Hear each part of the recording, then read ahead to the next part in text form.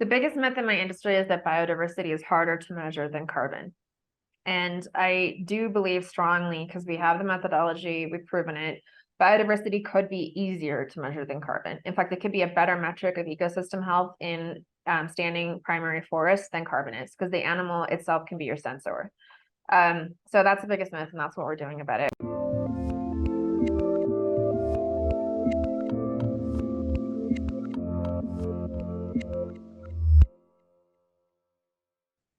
Hey everyone, this is Devin Miller here with another episode of The Inventive Expert. I'm your host, Devin Miller, the serial entrepreneur that's grown several startups into 7- and 8-figure businesses, as well as the founder and CEO of Miller IP Law, where he helps startups and small businesses with their patents and trademarks.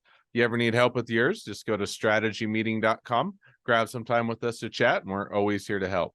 Now, today we've got another great guest on the podcast, Drea Burbank, and I always forget. I always want to say Drea or Drea, so whichever way is proper, I'll choose that one.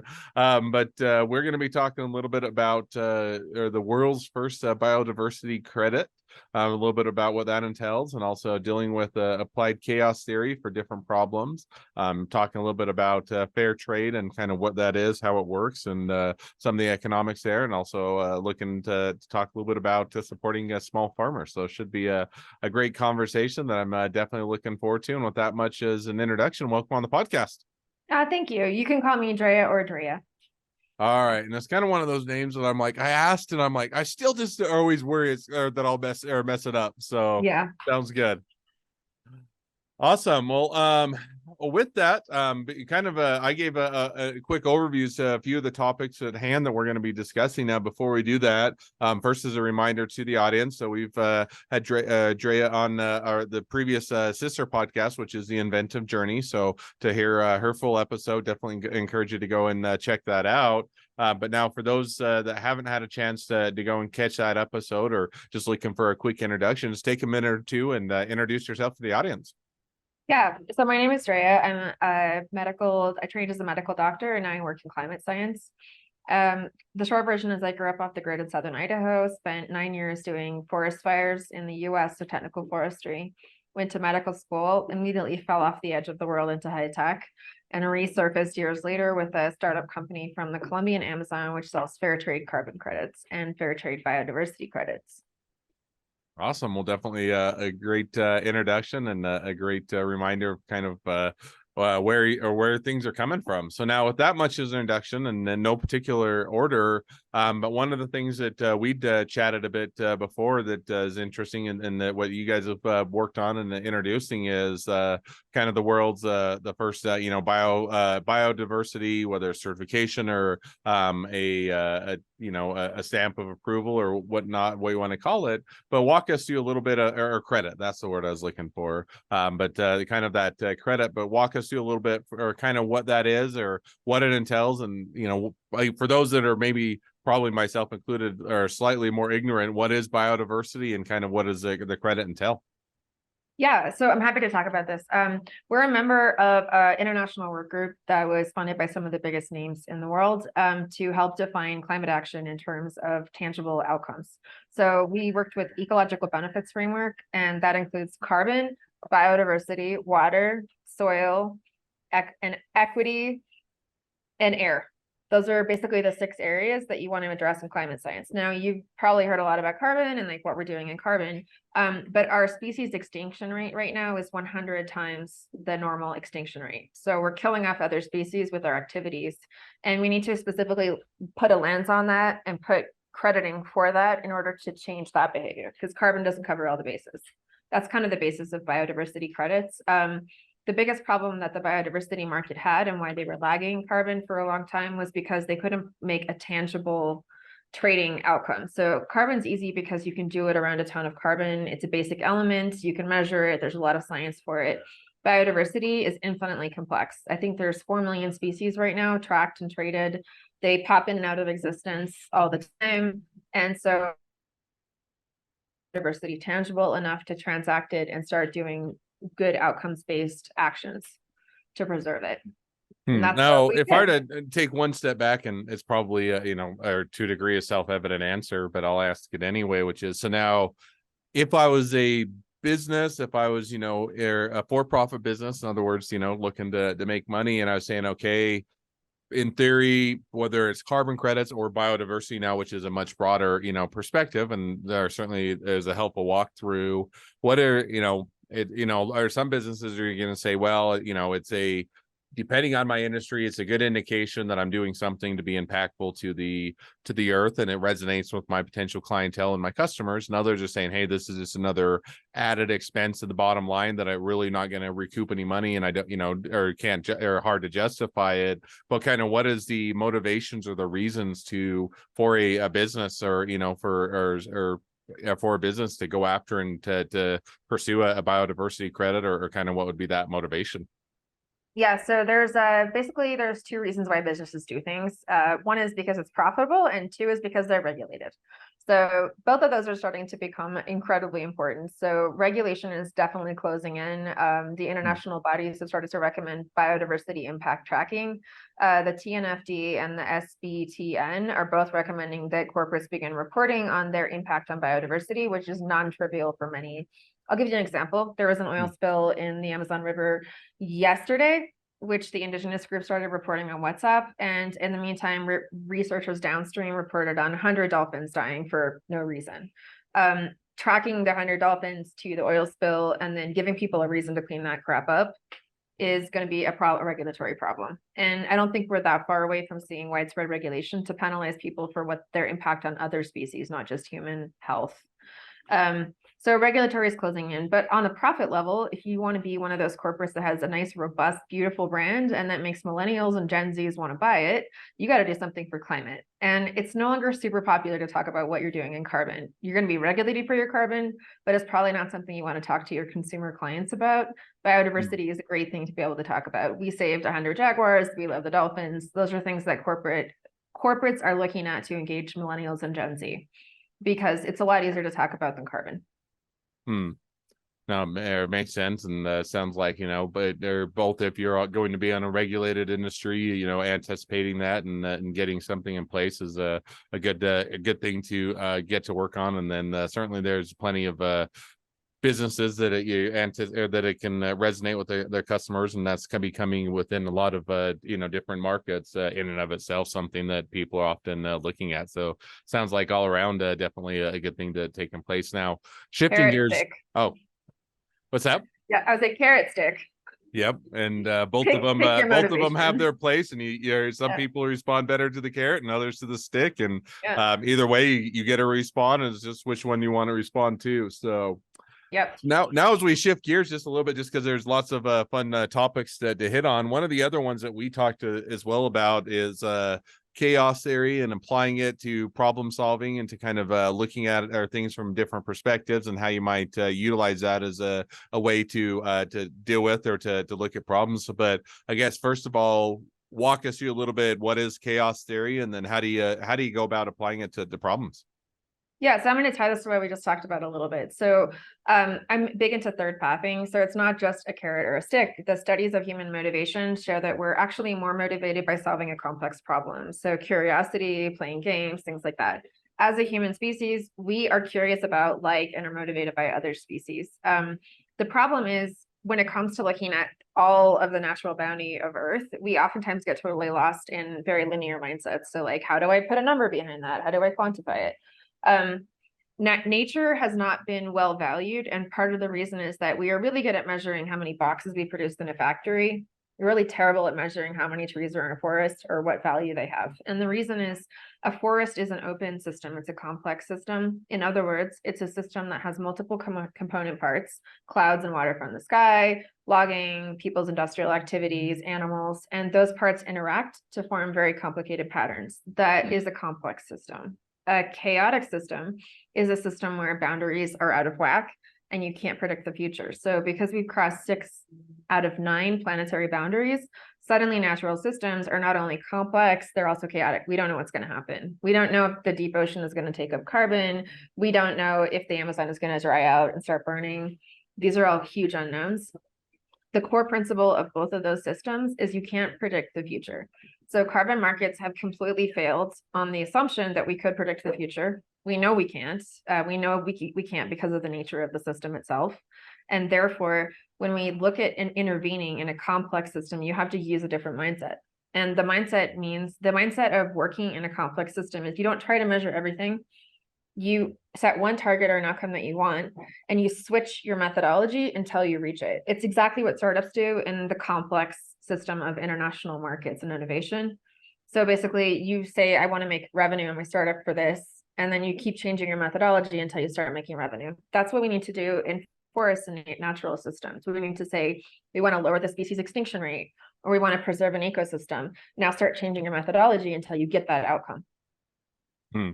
So now, if you were to take that and maybe even broaden it out, and because what you can take and say, excuse me, I'm gonna sneeze really quick, or I feel one coming on. Oh, and maybe it will go away. We'll see. But if I were to take now, and that's what we get with a live or with an unedited the human body is also a complex system, and now we're just we're just waiting on tenterhooks to see if this. Absolutely, we're gonna see if that sneeze comes or if it goes away. But in the meantime, while we see how that plays out, so now if you were to take, generally, if you were to say, okay, chaos theory, there's a lot of chaos and those type of things within business, within industries, within markets. I can look to apply that within the businesses, even or well outside of anything to do with environmental or to do with and those types of impacts.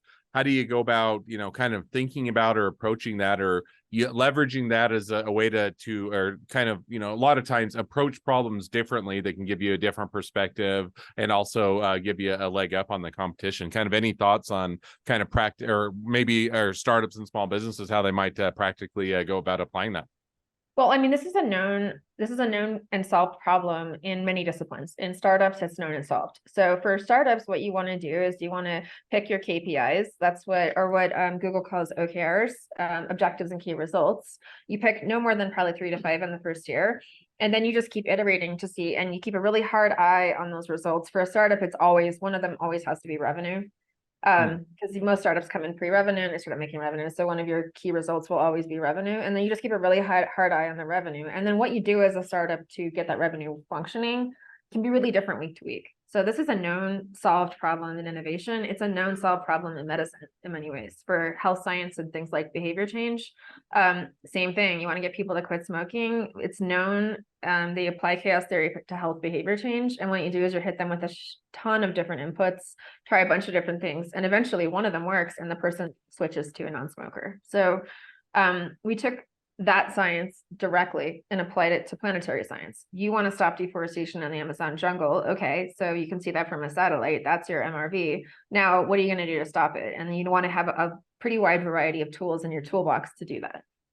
No, that makes perfect sense. And so now with that kind of in mind, kind of following up, and I think, but you can tell me a little bit, one of the areas that we talked about that I find particularly interesting, and more so just because I kind of dabble as a hobby farmer, and I wouldn't call myself an actual farmer because that tells a lot more, but I like to plant trees. I like to have a garden. I like to have an orchard, and I like to kind of pretend that I live back in the Wild West. But if you were to take that, one of the things that we talked a little bit about is kind of how you go about supporting small farmers, maybe local farmers. And it seems like that's kind of or a different perspective, but a little bit following along with some of the other conversations that we'd had earlier. But any thoughts on kind of how you go about doing that? Because I think in general people like to support, whether it's small businesses, or farmers, local farmers, and yet oftentimes they don't necessarily know how, other than if you happen to see a fruit stand on the side of the road, you'll go and purchase the fruit from there, as opposed to going to the grocery store. But kind of how do you go about kind of tackling that and making sure that they're taken care of and supported as well?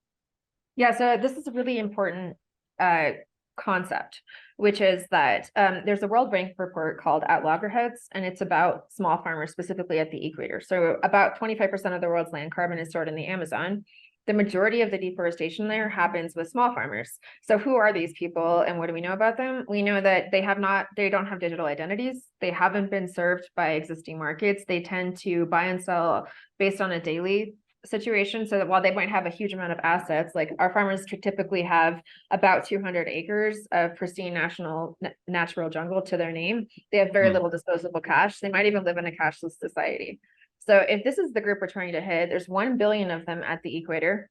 Most of them live in very unstable governmental situations. So we're talking about the Congo, Somalia, former FARC territory in the Colombian Amazon, basically open warfare between indigenous groups and small farmers in the Brazilian Amazon.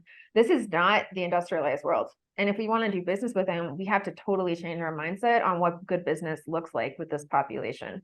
And so we were originally designed to serve these guys. One of the big problems with deforestation projects is they try and go through nation state governments, which are functionally totally divorced from the real problem. So in Colombia, the Amazon has never been colonized. There's actually a line at the edge of pristine jungle where Colombian rule ends and shamanic rule takes over. And those are indigenous groups that for 5,000 years have been preserving native jungle, have never been colonized, and don't really care about our industrialized world. So they live in a pristine forest, and then they do care when the borders start to encroach on their land. Those guys need to have a totally different way of doing business with them. And if we want to partner with them, which we do, because they're the ones preserving the Amazon, we have to change our economics. So now you take that. So, I mean, how do so if you're to take I always go back to startups and small businesses. So let's say you take a small or a startup or a small business here in the US, and they're saying, understand a lot of those dynamics. I'd like to support them. But, sometimes you don't, if you're not in the food business, or you're not in or specifically in an industry that you're buying and selling food, you're not in a restaurant, or you're not a food truck or some of those, but you still have the desire as a business to work to solve those problems and make sure we have, both support them as well as to have a broader supply chain of food around the world.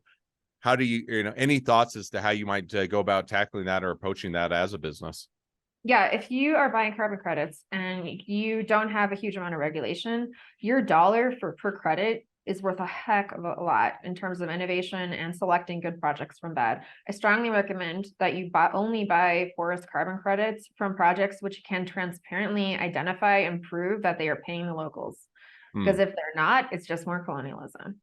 And so now, there how are do you go about in other words, and I would have no idea. So this would be a question coming from me as well, is how do I even go about knowing that I am purchasing the credits from the right place and doing the homework? I mean, if you're unsophisticated such as I am, if I had to go about, I'd say, well, their website says that they do it, and I understand there's more than that, but what are some of the ways that you can check that or confirm it to do a little, or to have a little bit more reassurance? Yeah, so we have that problem. Basically, we're in the middle of the Amazon. How many people are going to show up and visit our site? So we did two things. One is we implemented ecotourism. So we do have a steady stream of people coming just to hang out and see and we ask them to do a Trustpilot review after they come to the site and say, hey, I saw this, it's for real. If the projects are paying the locals, it's going to be all over their website. Now there will be a subset of people who put it on their website or put it on their website falsely. But the vast majority of projects are quite silent about paying the locals because they don't. So I would say, first off, look for it on the website at a minimum. The new Vera standard is going to require disclosure of how much locals are paid and in what capacity. And a lot of projects are self-disclosing it right now. No, that makes sense. And is there so Trustpilot's one, is there any other independent, third-party, reputable sites or any place that you might go back? And I don't know, so that's why I was asking. Is there, so, a lot of times you can go, Trustpilot, is generally one, some of them, if you were looking for an FDA approved product, you go to the FDA and actually go to their database. Or if you were looking for, Better Business Bureau or something is that just something that doesn't exist or is still coming out there, or it's in the works? Or is there some recommended places if you want to do a bit more of your homework where you can say, here's some trusted resources to go look at in addition to those? Yeah, so right now certifiers are filling that function. So the certifiers that we call to most of the time for nature-based solutions are Vera, Cerro Carbono, and Plan Vivo. Gold Standard is starting to enter the market, particularly with our biodiversity credit, possibly. And it is the certifier's job to kind of drill down on this and be a third-party validator and say this was or wasn't done. One of the problems is that certifiers like Vera take $80,000 per project. So we don't use Vera for that very reason. It is essentially, it excludes the lower half of the market from entering. So indigenous groups, small farmers, stuff like that. We went with Cerro Carbono because they've actively gone to ground with us and helped to serve our particular demographic. And so that's our choice as far as a certifier. I do think that all certifiers are going to be held to account more and more over the next 10 to 20 years. You need to pick who you decide as a voice that you can trust. If not, come visit us on Amazon. We'll show you, you can believe us. Awesome. Well, it sounds like a great resource. Now, maybe wrapping up, just one of the other areas that we talked on a little bit about before is also fair trade, kind of how it works, what the economics are. And again, these are things what beyond I read about them or see them in the news or hear some of them, it's not something I'm as familiar with as, maybe other as it could be. But if you were to take, first of all, walk through what is a little bit of fair trade and how it works and kind of what are the economics. And I think it goes along with some of the other things we talked about, but fill us in a little bit on that. Yeah, I mean, I think the idea of paying farmers fairly is age old and led to many revolutions in Europe for centuries. If you don't include people, then they get mad and they create havoc in other ways. So fair trade, the concept of fairness is age old. As far as fair trade itself, it kind of evolved out of bananas and the sale of agricultural projects from Latin America many, many years ago. And what happened was, as these global markets evolved, global markets could go up and down quite radically. And so farmers would farm for a year, they would, hike 3 days out of the Amazon to go sell their bananas, and bananas were at a negative price. So they just worked for a year for nothing. And a small farmer can't do that. Like, their family will starve. And so fair trade emerged in agriculture and was implemented pretty well in coffee. Fair trade basically says, we're going to give you a living wage, regardless of what the market's doing. You're going to get paid enough to live off of, enough to keep farming. And then other entities like our company or market traders will absorb the ups and downs, because those entities can afford to wait for an extra 3 months, 3 years. So in carbon right now, from what people tell me, Red Plus prices have bottomed. Most of the market analysts expect them to come up and recover in 3 to 5 years and even do pretty well. A small farmer cannot wait 3 to 5 years to get paid. They've got a family to feed, and their economics are definitely daily. So we are fair trade. We give our farmers a fair trade floor rate, which is a living wage. They get it every month, regardless of what the market pricing are doing. And then as an entity, we de-risk the market by holding onto the credits and selling them at market highs.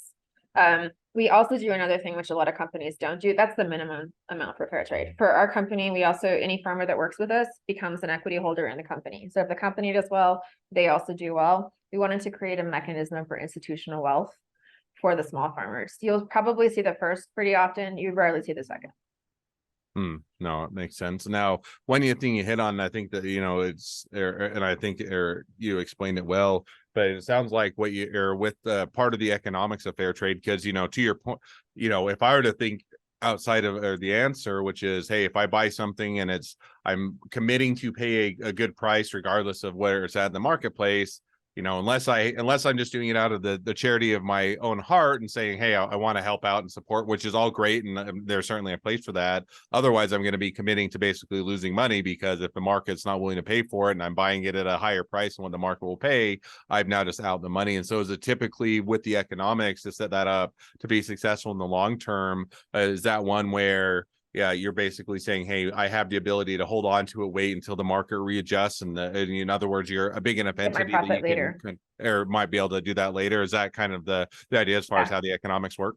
It's a handshake across space and time. Like, our small farmers live on a daily basis. They need help now, and they need help on a recurrent basis. It doesn't have to be a lot. They will take a lot less money in order to get the money more reliably for their lifestyle. And then our investors, they can afford to wait 10, 15 years to get a return. And so those two parties have gotten together and agreed, like, we can do this. We can do this together. Like, you take your action now, and I can afford to wait to get my proceeds later when it becomes more valuable. And you need that handshake right now. The planet needs it. There are a lot of people who have enough, and we work with people who have enough. I would say also small farmers, on working with them, are some of the most reliable, trustworthy, consistent people I've ever met in my life. They have to be 100% oriented in basic reality in order to survive. So they have to pay 100% attention to the snake that's at their feet, or whether or not they've got papayas on the tree today so that their family can eat it. They are not oriented in the now for no reason. Where they live, they're subject to natural laws in a way that people in the industrialized world really aren't. So if you're in a high rise in New York City, you don't really have to worry about whether or not the sun is shining or it's raining to get food. So those are two different populations that can really work together to make planetary scale change. Now, lots of things to consider, lots of things that are able to address, and great ways to tackle those problems. And so, well, now as we've hit on a lot of fun topics, and we're reaching towards the end of the podcast, and it feels like we're just scratching the surface. So we'll certainly have to have you back onto one of our sister podcasts here in the future. But as we do wrap up this episode, if people want to reach out to you, they want to be a customer. Or sorry, I was jumping into how they reach out to you, but I almost skipped one of my favorite parts, which is asking the question I always like to end or ask at the end of each episode. So we are going to hit on that before I give you a chance to tell people how to reach out to you. But for the question I'd like to ask at the end, if within your industry, what is the biggest myth and why is it wrong? As far as getting a hold of me, I am on every channel under either my personal name, Drea Burbank, or our company, which is Savimbo, S-A-V, like V as in Victor, I-M-B, B as in boy, O, and we are Savimbo, or Savimbo is on all channels.